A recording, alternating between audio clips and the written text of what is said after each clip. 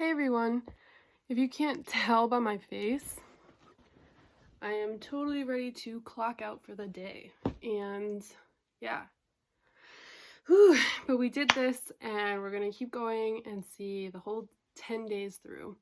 Today, to be honest, I don't think I was as productive as I would like to be, and I'm about to do music after I do this video, but I don't really want to do a music type of video today because honestly that actually takes a lot of work, and just, I don't know, sometimes I just don't feel like recording, and yeah.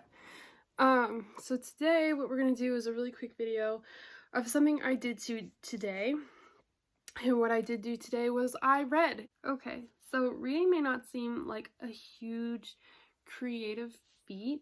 I do think it's important for several reasons. First of all, I think it's really good to expand your imagination, expand your mind, expand your brain, expand your vocabulary. There's really no harm to reading. If I read one thing and then I read something else, it makes me think about what do I think, and I think that's super important. So it kind of solidifies the voice that you have.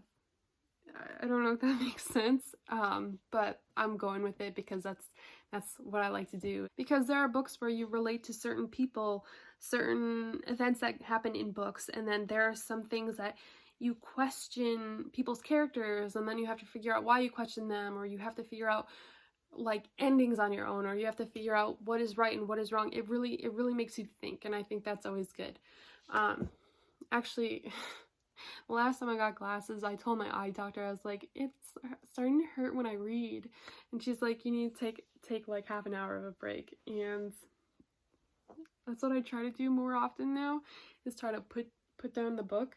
Yeah, so that's really the only harm that's happened to me through reading, is that my eyes have probably gotten a little worse than they were. So the second and third reason why I like to read kind of feeds into other areas of my life, because I think it benefits other areas of my life. So from a writing perspective, I'm really not the best lyricist that I think that I could be.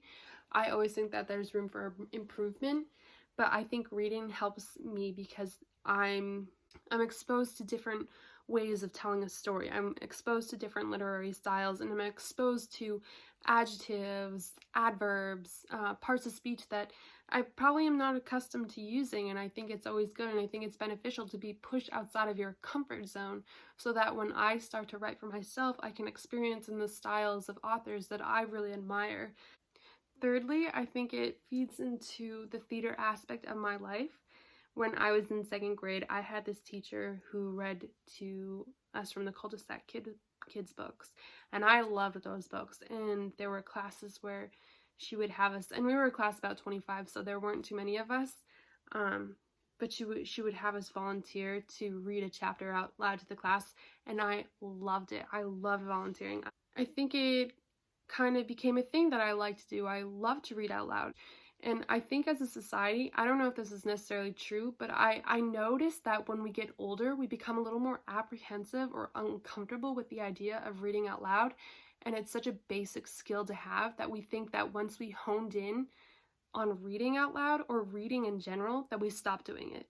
And I think it's something that we shouldn't stop doing. And from an acting side of it, I think there are several benefits to reading out loud, or that I find beneficial for reading out loud. One, it warms up my voice, because I think we take for granted how often we use our voice. We use it like every day to communicate with people, and sometimes we forget that our voice is a muscle and it needs to be exercised and it needs to be warmed up for the day, and we need to take care of it. And I think that reading out loud helps me warm it up, especially when I'm like singing later. I don't know, I don't know, I find some kind of way to attach those two together, even if they're not, but in my mind there are. Secondly, I think it helps me acting with cold reads and monologues, because when you're reading a script, what is the basic verb that you're doing? You're reading. And nothing is worse than an actor who cannot read the script. Like, you're focusing on trying to get the emotion out there and trying to get the words off the page into this space, and the one thing that you shouldn't have to be worrying about doing is worrying about how you read. So I think it strengthens yourself as as an actor, because when you're reading from a book out loud, you're basically practicing your cold reading skills, even if you don't know it. And third of all, I think it's great because it kind of forces you to articulate. I like to read out loud. I still read out loud when I'm alone. I think it makes you better at those skills that I talked about. I mean, I'm not perfect. I think I have a long way to go. I think it's a basic skill to have. I like to do it. It helps me in different areas of my life. And I think reading just feeds into so many creative aspects of your life that you're not even aware of until you have to use that skill. Now that you know that about me, I'm gonna kind of talk about some things that I'm reading now and my 5 favorite books. I'm not gonna really do any spoilers there, but these are like my 5, if I had to read them for the rest of my life, or I had to take them on a desert island, they would be like my first to go with me. Not go. I'm in water. My eyes look really dark back here, but they look kind of light up here. It's really weird. I mean, it's the light. Okay, so let's get into it. What I'm reading now is an Agatha Christie book. It's really cool. It's hardcover, and the front's a little softer. And I actually got this in a bookstore in Manchester by the Sea. And the last time that I was there and I got this book, I was with a friend of mine, and I was like, I'm gonna move to the coast. Wouldn't that be great? And that's when I hatched the idea to move out to the coast, and you know, then I did. So yep, that so far I'm not very far in, but so far it's pretty good. The guy is actually Harley Quinn. He's the character. I'm only 50 pages in, so if you've read it, don't say anything. Good so far. I know that's not a very good description. I didn't say it was gonna be. My first one, Stephen King, The Shining. I love The Shining. I first saw the movie maybe like 2 years ago, and I loved the movie that I was like, I gotta read Stephen King's The Shining. But the thing about Stephen King is I'm reading the books in the order that he's written them in, and I think this is his 3rd one that he's written. I do like all of his books so far, but this is by far my favorite, and I think that the book is way better than the movie. I mean, I love the movie. Don't get me wrong. I think it's great. But I do like the book because I think it goes into background and a lot of detail that the movie doesn't, and I think it gives you a better grasp on Jack's character, knowing a little more about his past. So definitely recommend this one. Love. And I think there's so much symbolism and foreshadowing, and I think it's just so beautifully written. I love this book. Okay, one down.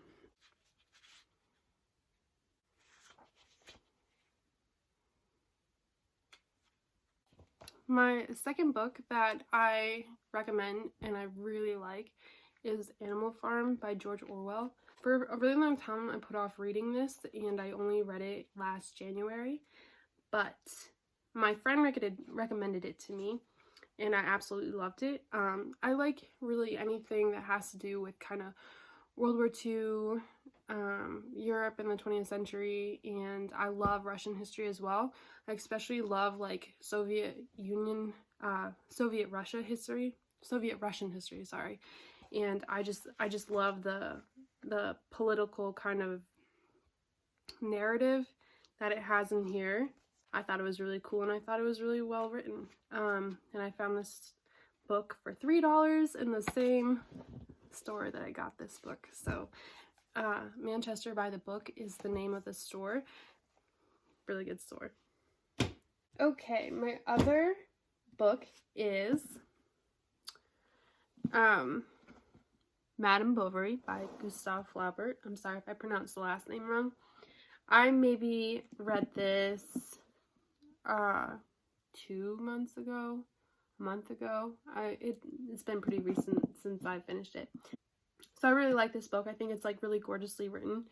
There are not too many times that I'll talk about a book that I've read with such emotion, but this book, oh my gosh, like I couldn't stop talking about it, and I couldn't stop feeling kind of like angry, because so it kind of reminds me of Tolstoy's Anna Karenina in the sense that there's this woman and she's unhappy with her marriage, so she like kind of looks elsewhere for this validation in another man kind of thing, and then the man, I don't know what happens, but the man like just becomes bored or apathetic, and then he starts to resent this woman and just like wants nothing to do with her, and it's sad.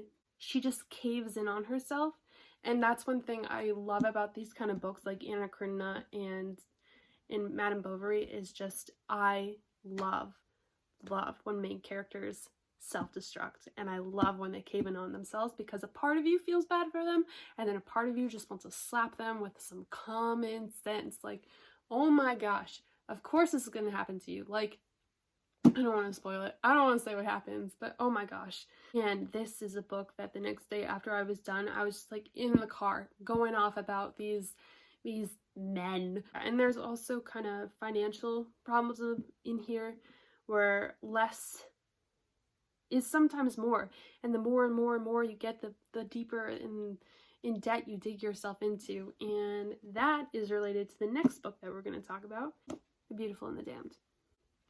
F. Scott Fitzgerald actually is my favorite author. I've read some of his other books, and I didn't actually want to read him. Like, they were going to make us read The Great Gatsby, and I did not want to read it. And it wasn't until I saw the movie with Leonardo DiCaprio that I was like, yes, I'm going to read this book. Then I kind of realized what a gorgeous kind of writing style that he has, and I like that a lot of his books are kind of autobiographical.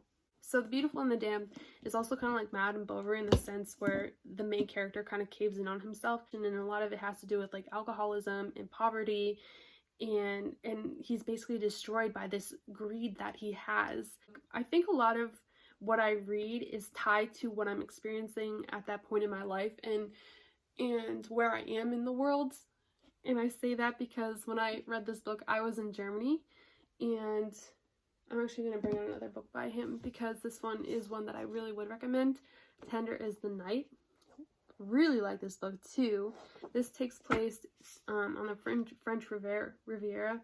I think part of it's in New York, and then part of it's in Switzerland. And when I was reading this, I was actually in Switzerland, so I think I had a really strong connection to that book too. I actually really love these covers. I think they do really good covers. But my favorite quote in the world comes from this book. The last book is one that I actually finished a few days ago, and it's my second read on this one. It's Montana 1948 by Larry Watson. It was written in 1993.